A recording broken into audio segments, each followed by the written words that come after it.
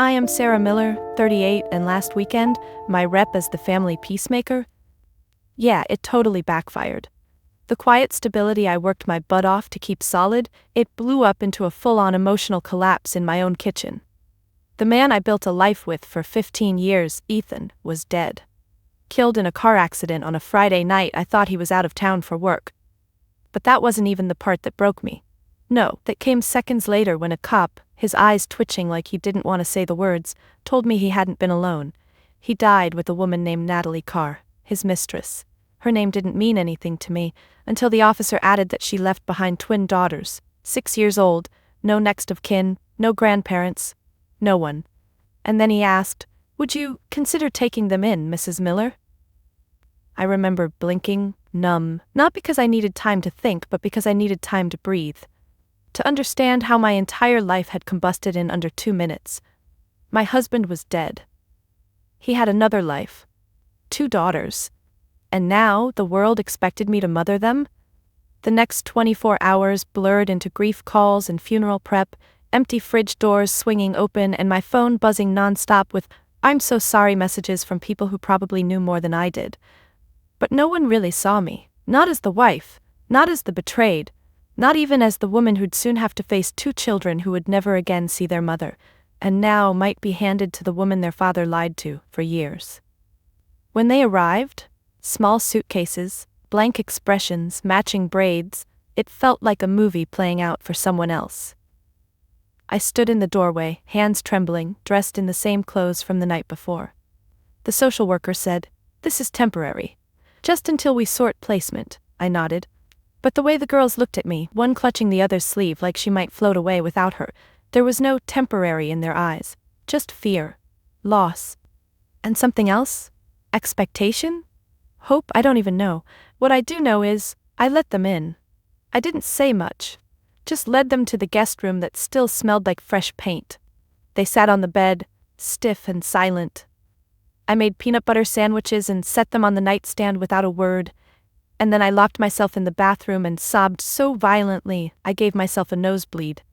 Cried for Ethan. For the years I thought I knew him, for the children I didn't ask for the life that would never go back to what it was. But here's the tea. That night didn't break me, it lit a spark. I wasn't just going to survive this, I was about to rewrite everything. Not for Ethan, not even for the girls, for me. Drop a comment telling me where you're watching from, hit subscribe and stay with me for the most satisfying redemption you'll ever hear. Looking back, you wouldn't believe what I was willing to do, once they started calling me Mom. The thing about growing up invisible is you start to believe it's a superpower, until you realize no one's ever going to see you unless you scream.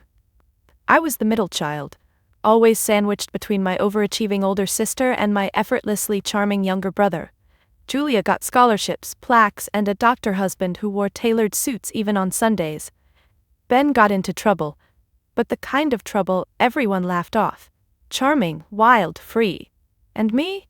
I was the one who stayed behind, helped with the dishes, took care of Dad when he had back surgery, called Mom on Wednesdays just to ask about her garden. I built a small life, predictable, steady, unremarkable. At family dinners, they'd pass over my updates like they were side dishes no one asked for. "Still working at the clinic, Sarah?" Julia would ask, not out of interest but out of obligation. I'd nod and smile. "Yeah, still there. I loved that job, I was good at it. I knew patients by name, by medication, by the way they tapped their fingers when nervous. But nobody ever asked, not really. I used to write. Did you know that?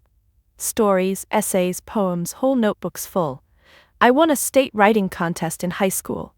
My mom called it a sweet little thing and then asked me to help fold laundry. That was my life. Present, dependable, forgettable. And Ethan? He was different at first. When we met, he noticed the way I double-knotted my sneakers. Asked about my favorite books. He laughed at my jokes and didn't interrupt me halfway through telling a story. I thought, finally, someone who sees me. But somewhere between the 3rd mortgage refinance and his work trips growing longer, I began to fade again. He stopped asking what I was reading, stopped calling when he landed. I knew we were distant. I didn't know how far apart we'd become. Not until Natalie. Not until the crash. Now, As I stood in my own hallway listening to the twins' soft voices in the room down the hall, whispering about their mom, not knowing I could hear, I realized something painful. They knew what it felt like to be invisible too. Not just from losing their mother, but from being hidden. They'd been a secret, stuck in the shadows of a man who loved them maybe, but never out loud. That first morning, I made pancakes, burned the first batch. The girls sat across from each other in silence. I asked if they wanted syrup. One nodded, the other stared at me and said, "Are you going to send us away?" I should have lied, I wanted to. Instead, I said, "I don't know yet." And her face didn't crumble. It didn't even flinch, like she was used to people not choosing her. That did something to me I can't explain. I spent so long aching to be seen by my own family. I never imagined I'd find pieces of myself in two little girls I didn't even know existed. The last time I talked to Ethan, it was a Wednesday night. I remember because I was folding laundry, his shirts to be specific, and watching some old rerun humming in the background. He called from a number I didn't recognize, said he was traveling for work, bad signal. His voice sounded tight, clipped, like he was in a hurry to hang up. "You okay?" I asked. He hesitated. "Yeah, just tired. Big meeting tomorrow." I told him to get some rest. I said, "I miss you," and he mumbled, "Me too," but it felt like a reflex. Then the line went dead. I didn't think much of it. We'd been distant, drifting, slowly and silently, like two ships too proud to admit we were lost. I figured we'd talk it out eventually. We always did. Or we ignored it long enough to pretend it went away. That was our real rhythm, comfortable avoidance. But now I replay that call on loop, hunting for cracks. For clues. Did he sound guilty? Was he about to tell me the truth? Was he ever going to tell me? It wasn't just the affair that gutted me. It was the years. The reality that while I was pouring my heart into keeping our home together, he was splitting his between two lives. One public, one hidden. I wanted to scream, to tear up every photograph we'd taken, to throw his clothes into the street, but I didn't. I couldn't. Because two little girls were now brushing their teeth in my hallway. They didn't ask to be born in secret. They didn't cause the lies. They were just left behind. For a week, I operated on autopilot. Got them enrolled in school under emergency placement. Bought new backpacks. Tried to learn what snacks they liked. I even dug up an old bedtime book I'd saved from my teaching days. We read in silence, the air thick with hesitation. But one night, maybe 10 days in, I saw them sitting on the floor of the guest room, whispering. I knocked lightly and asked what they were doing. One of them, Emma, the quieter one, looked up and said, "We were pretending." "Pretending what?" "That this is our room, that we live here." The words hit harder than they should have. I stood there for a second, unsure what to say, until I finally asked, "Would that be okay, if it was?" She shrugged. "Better than the last place." I swallowed, sat down next to them on the carpet. "Tell me about the last place." They didn't say much, just enough for me to know they'd been bounced around after their mom passed, and Ethan, my Ethan, had taken them part-time but never full. Always hush-hush. "A friend's kids," he'd say if anyone asked. So when people at his funeral asked me, "Did you know he had daughters?" I wanted to laugh and scream at the same time. No, I didn't know, but I do now, and I think deep down I wanted to. The morning of the annual Miller family dinner, I stood in front of my closet, staring at a dress I hadn't worn in years. It was navy blue, modest, dependable, like me. I slipped it on anyway, because despite everything, there was still a part of me that hadn't learned how to say no to tradition. I didn't want to go. I hadn't wanted to go in years, honestly. But this year felt different. It had weight to it. Not just because of the girls or the grief or the pit in my stomach. It was because, quietly, under all that chaos, something else had been happening. For the past 4 years, I'd been building something in secret. It started as a hobby. A food blog. Late-night posts of my old recipes, notes on flavor pairings, photos of small-batch preserves I'd make just to calm my nerves.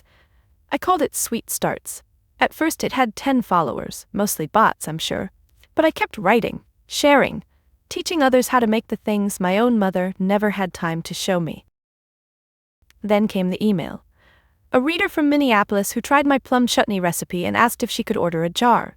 I didn't even know how to price it. But I said yes. 1 jar turned into 10, 10 into 50. And before I knew it, I was shipping orders every week. using a fake business name so no one in my family would Google it. I didn't tell Ethan. I didn't tell anyone. Why would I? No one had ever asked about my dreams before. But now, with over 2,000 regular customers and a standing offer from a local market to stock my full line, Sweet Starts was more than a secret. It was a living, breathing extension of the woman I had buried beneath years of obligation and silence. And tonight, after dinner, I planned to tell them. I was done hiding. I wasn't just the one who remembered everyone's birthdays or sent thank you notes. I was a business owner, a provider, a mother in every way that mattered. Still, my stomach twisted as I packed the samples into a gift bag. Little jars of homemade fig jam and lemon cardamom marmalade. A peace offering. A stake in the ground. The twins sat at the kitchen table coloring when I grabbed my keys. "You have to go?" Ava asked. I nodded. "It's just dinner." Emma frowned. "Can we come?" I smiled, but it was thin. "Not tonight, sweethearts, this one's just for grown-ups." They didn't argue, just nodded, eyes down like they already knew what family dinners felt like. I bent down, kissed their heads, and whispered, "I won't be long." But even as I said it, something inside me knew this night would stretch far beyond the hours on the clock. It wasn't just dinner. It was the last night I'd let anyone else define who I was.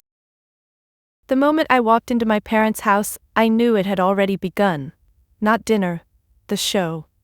The grand performance my family put on once a year, where appearances mattered more than connection, and love was measured in achievements and passive-aggressive compliments. The door hadn't even closed behind me before Julia's voice rang out from the kitchen. "Sarah, you made it!" Her smile was too wide, too white, and didn't reach her eyes. "We were just saying how brave it was of you to come." Brave. As if my presence was an act of heroism in the face of my husband's public humiliation and sudden death. I gave a tight smile, clutching the bag of jam samples like a shield. Wouldn't miss it. Dad looked up from his recliner, remote in hand, gave me a stiff nod. "You look rested." "Thanks," I replied. "Grief will do that."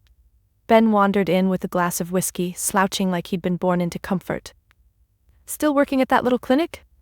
I breathed in. Exhaled slowly. "Still there, and running a small business on the side, actually." Julia perked up. "Oh, like an Etsy shop?" I wanted to correct her, wanted to say I had tripled my clinic income last quarter, that a boutique grocer downtown had offered shelf space in 3 of their locations, that my email inbox was full of holiday pre-order requests, but I bit down on all of it and just said, something like that. "Cute," she replied, turning back to the oven. That's when I knew. Tonight wasn't about being seen. It never had been. This was the gauntlet, every question sharpened to find a weakness, every smile laced with condescension. At the table I sat between Ben and an empty chair. My mom served roast and potatoes, bustling with the forced joy of a cruise ship host. No one asked about Ethan. No one asked about the girls.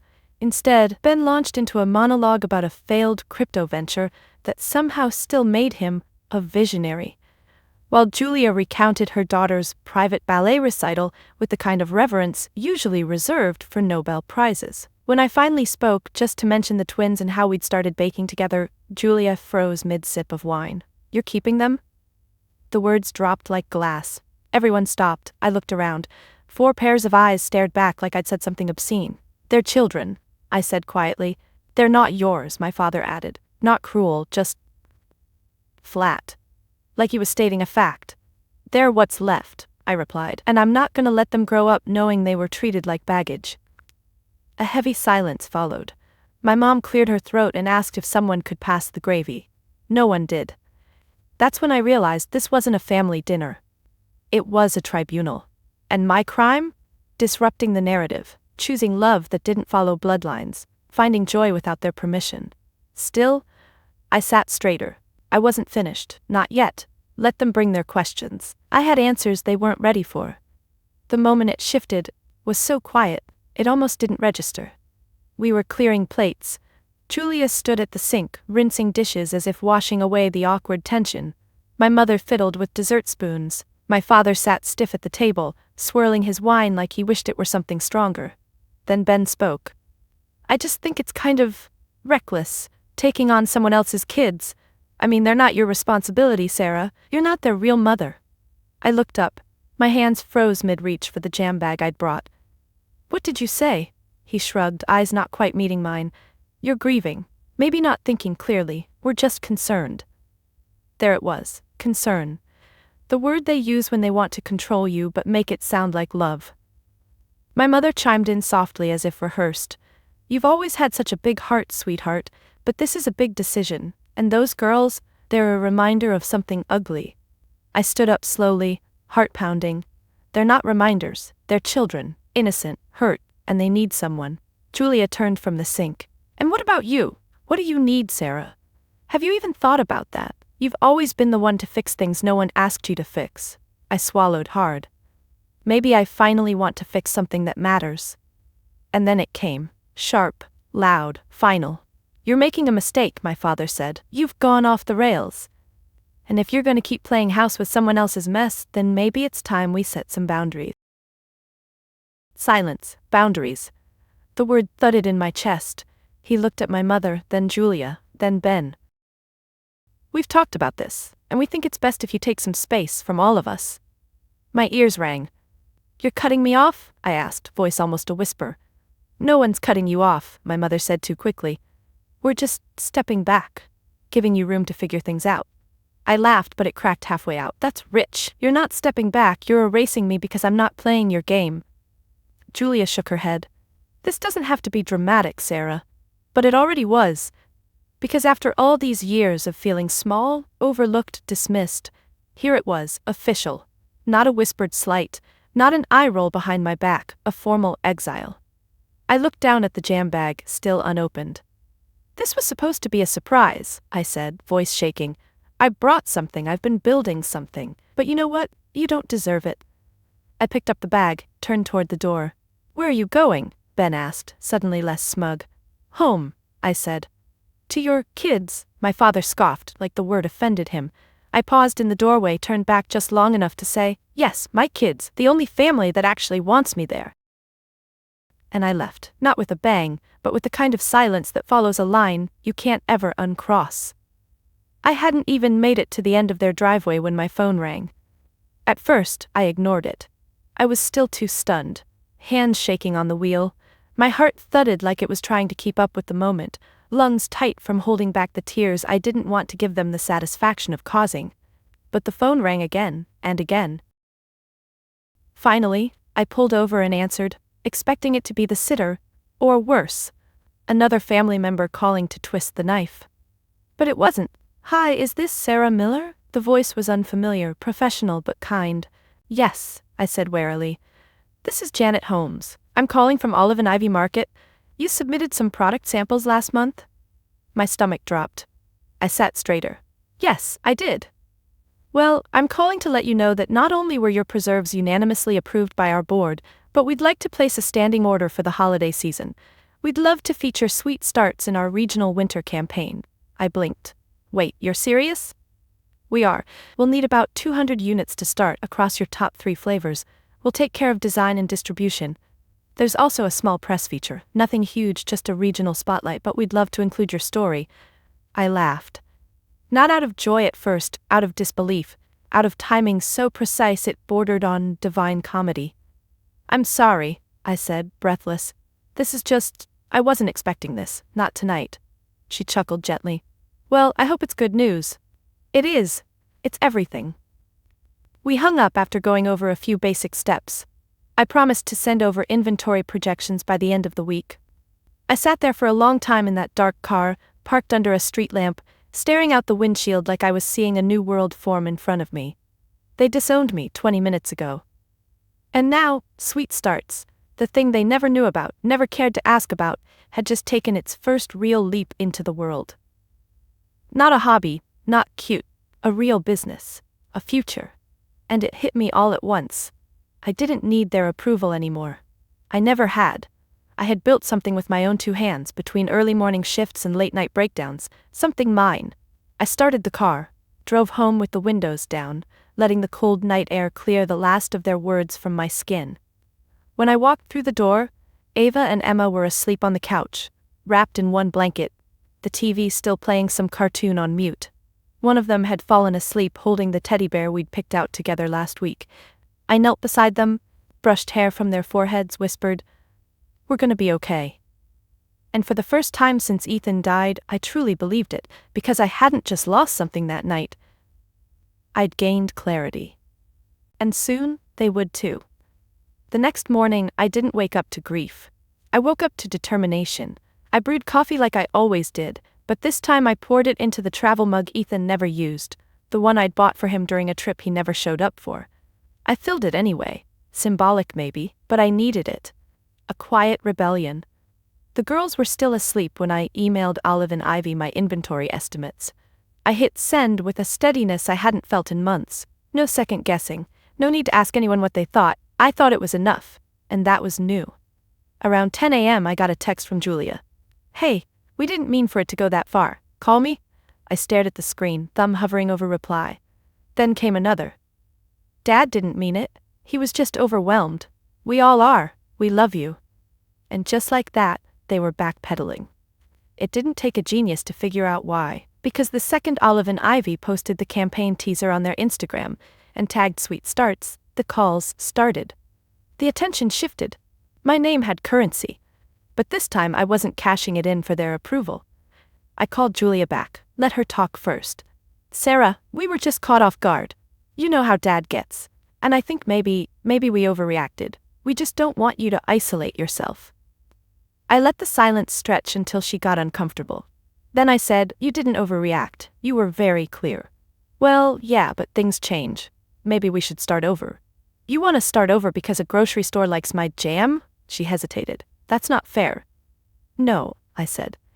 "What's not fair is that I've been building this for years, in silence, because I knew if I told you, you'd minimize it. You always have. And now that someone else validated it, now I'm worthy of your time?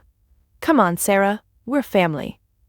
"No," I said, and it came out stronger than I expected. "We're relatives, but family, that takes effort, respect, a kind of love that doesn't come with conditions."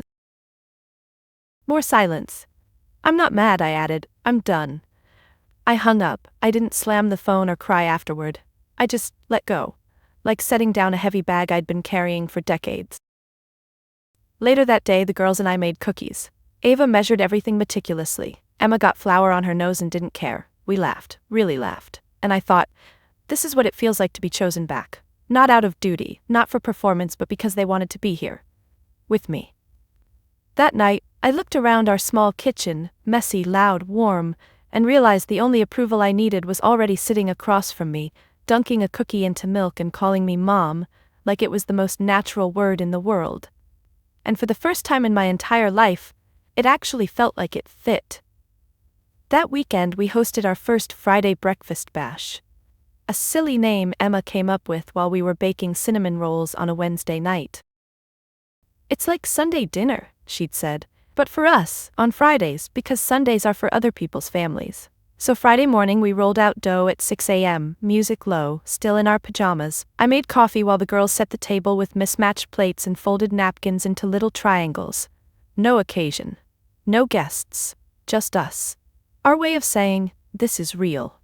As the rolls baked, the kitchen filled with the smell of sugar and vanilla and warmth. Not just from the oven, but from us. From what we were becoming. Chosen family. It's funny how quickly something can start to feel like home when it's built on acceptance. There was no pretending here. No measuring my worth by anyone else's scale. The girls didn't care that I hadn't birthed them, that I didn't always know what to say when they cried. What they cared about was that I stayed, that I listened, that I made the frosting extra thick just the way they liked it. I sat at the table, sipping coffee from the mug Emma had painted for me at school, a wobbly heart on one side, the word momish scrawled underneath. We all laughed when she gave it to me, but now I held it with both hands like it was made of gold. There was a knock at the door. I opened it to find Layla, my best friend and the only person who had stood by me through the fallout, holding 2 armfuls of fresh produce from the farmer's market. "Delivery for the Miller ladies," she said, grinning. The girls rushed to greet her, hugging her legs, asking if she'd stay for breakfast. She did, of course. Layla always stayed. We ate until we were full, told stories. The girls showed her their school art projects, and I filled her in on the Olive and Ivy deal. She beamed the whole time. "You know," she said after we cleared the plates, "you look lighter." Because I've dropped about 500 pounds of generational guilt, I replied. She laughed. Good. You were always carrying more than your share. Later, after Layla left and the girls retreated to the living room to play, I lingered in the kitchen. Looked around at the empty plates, the flour-dusted counters, the lingering scent of cinnamon and safety. This was our rhythm now. No pageantry, no performance, just 3 people choosing each other every day. No siblings interrupting, no parents grading me, just this. Genuine, messy, healing love. I didn't need a family tree to feel rooted anymore. I had a home, and for the first time it was one I got to build from the ground up, with no expectations and no apologies. It was subtle at first, the shift in how I held myself. But I noticed it in the quiet moments, like when I hit decline on yet another call from Julia, or when I removed our old family group chat from my favorites list without hesitation. These weren't acts of bitterness, they were boundaries, real ones, not the kind that punish, but the kind that protect. I created a new contact folder labeled Limited Contact and moved everyone from my childhood into it. Not blocked, just repositioned, where they belonged. On the edges of my life. Not at the center. Even my email got a reset. I changed the display name from Sarah Miller to Sweet Starts Sarah. Not because I needed the brand to come first, but because I wanted the version of me I'd created for myself to lead the way. And then there was the house. I painted the hallway, hung the girls' artwork in real frames like gallery pieces. I bought a long wooden shelf for the kitchen where I lined up jars of my preserves, not as inventory but as reminders of everything I'd built from scratch. Emma helped me repaint the front door. Sky blue. It looks like hope, she said. Ava picked the welcome mat, come as you are, unless you're mean. We laughed for 10 minutes straight. It stayed. The girls started calling our house the café prototype. They had ideas, big ones. We could have a chalkboard wall, and a kid's corner with books and beanbags. They didn't know I was already sketching plans, already looking at properties. I told them I needed to take a business call one Saturday, and instead I met with a broker. A small spot had just come up on Maple Street, walking distance from the school. Exposed brick, tall windows, a little courtyard in the back. I stood in the empty space and could already hear the clink of coffee cups, the quiet buzz of morning regulars, the giggles of 2 teenagers calling it theirs. But I said nothing to the girls. Not yet. I wanted the surprise to be perfect. Meanwhile, I practiced saying no. To guilt, to obligation, to people who only reached out when they wanted to feel better about themselves. And each time I said it, it got easier. I wasn't angry anymore. I didn't need to prove anything. I didn't need to argue my right to love these girls, to run a business, to live a life that didn't revolve around winning some invisible approval. I just lived it. Fully. Honestly, on my own terms. And in that space, those fresh painted walls, those jam-labeled shelves, those small perfect breakfasts, I found something better than closure. I found clarity. It happened on a Tuesday. One of those overcast days where time feels like it's standing still, until it isn't. I came home from the market run, arms full of paper bags and flyers, expecting the usual chaos. Ava's schoolbooks sprawled across the couch, Emma halfway through some baking experiment. But instead, I walked into silence, and the smell of fresh paint. That's when I noticed the note on the table. In Ava's neat, looping handwriting. Come to the corner of Maple and 3rd, bring the key in your top drawer. Trust us. I froze. That key. I hadn't touched it in weeks. It was from the café space. I'd put it away after touring the property, thinking I needed more time, more certainty, but apparently they'd been watching me closer than I realized. I grabbed it with trembling hands and drove like I was chasing something, some version of myself I hadn't fully caught up to yet. When I turned the corner, there they were. Ava and Emma, standing in front of the café, my café, holding a giant, glittery sign that said, "For Mom, your dream starts here." I slammed the brakes, got out slowly. My heart thudded so loudly I could barely hear their voices. Emma ran up first. We've been saving since we were 12, tutoring, dog walking, helping Layla with weekend orders, everything. Ava added, and we talked to the broker. Used part of the deposit we saved up. The rest, Layla said she'd help co-sign. We knew you wouldn't do it for yourself. Tears filled my eyes before I could speak. I looked up at the windows, the tiny hanging lights they'd already started stringing. I saw jars, my jars, lined up in the display case. Pictures of the three of us taped to the register. They didn't just buy me a building. They built me a future.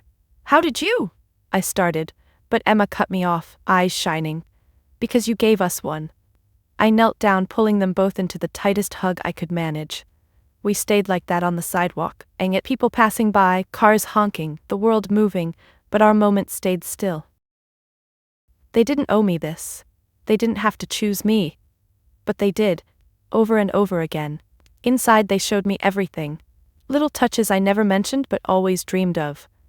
A reading nook with an armchair like my grandmother's.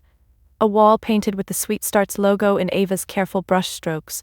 Even a corner for the girls to sell their own baked goods. They called it Not by Blood Café. I lost it then. Fully. Tears, laughter, the whole thing. Because they understood something people 3 times their age still didn't. Love isn't measured by DNA or tradition. It's measured by effort, sacrifice, the quiet ways you show up. And this café? It wasn't just a gift, it was a declaration that I wasn't just the woman who stayed, I was the one who mattered.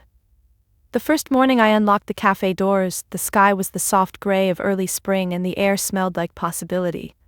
I walked in before sunrise, the floor still creaking under my steps, the windows catching the dim light like they'd been waiting all night to wake up.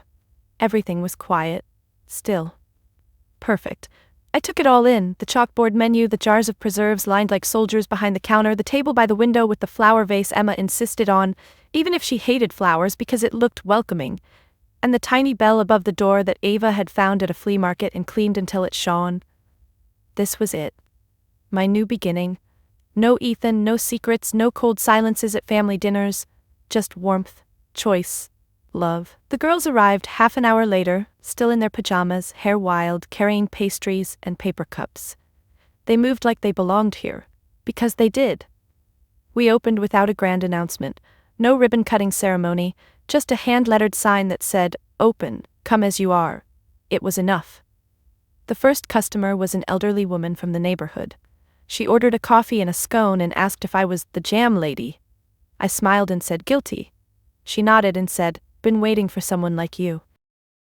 That was the moment. Not when the cafe opened, not when the press feature dropped, not even when the first week's revenue exceeded every projection. It was when someone saw me, not as a daughter or a wife or a backup plan, but as exactly who I had become. Later that night, I closed up alone. Lights dimmed, music off. I sat at the back table with my tea and journal, and I let the silence wrap around me, not empty, but earned. I thought about all the labels I'd worn, all the rooms I'd been in where I'd tried so hard to fit, and I realized something that broke me open and stitched me back together all at once. I was never meant to fit. I was meant to build. A life, a business, a family, one choice at a time. The kind that says, you are worth loving. Not eventually, not conditionally, but now. And that's the peace I found. Not because someone gave it to me, but because I finally gave it to myself. Not by blood, but by everything else that matters. Have you ever been told you're not real family? Maybe you didn't follow the path others expected, maybe you chose love over blood. Or maybe, like me, you spent years trying to earn validation from people who never intended to give it. I see you, and I hope you see a little of yourself in this story. Because here's the truth. Family isn't always something you're born into. Sometimes it's something you build. Messy, brave, and honest. One moment at a time. Maybe you're still in the middle of your own transformation. Maybe you're standing on the edge of a hard decision, wondering if it's worth it. Let me tell you, it is. It's worth every slammed door, every tearful night, every terrifying step into the unknown. Because on the other side, there's a version of you who finally breathes. If my journey resonated with you, please like, subscribe, and share this with someone who needs to hear that it's okay to define success and family on their own terms. And drop a comment. Tell me, when was the moment you realized you didn't need anyone's permission to become the person you were always meant to be? Because you don't need their applause. You just need your own truth and the courage to live in it. You've got this, and you're not alone. Ask, reflect, share. We're listening.